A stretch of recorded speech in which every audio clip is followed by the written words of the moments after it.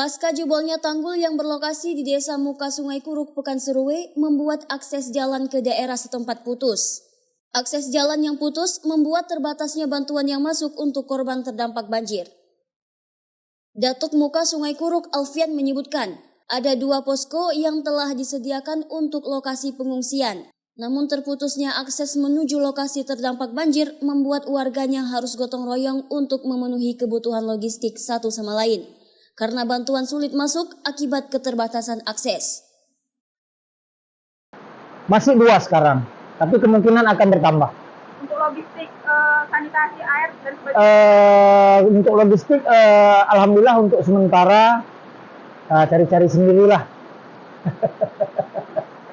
Karena mungkin dari dinas terkait, karena kami tidak bisa dilewati, tidak bisa sampai ke tempat tujuan. Semua alternatif jalan terputus.